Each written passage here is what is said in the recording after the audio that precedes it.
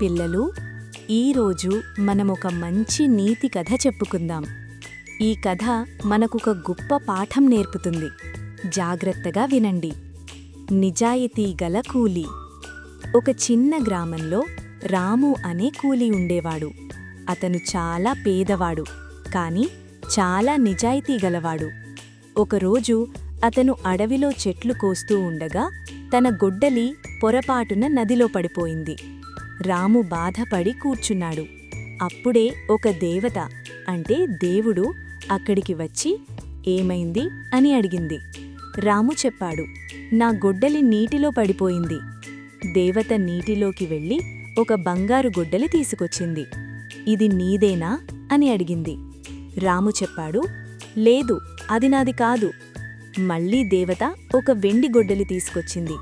ఇది నీదేనా? రాము మళ్ళీ లేదు అన్నాడు. చివరగా దేవత అతని ఇనుప గొడ్డలి తీసుకొచ్చింది. రాము ఆనందంగా అదే నా గొడ్డలి అన్నాడు.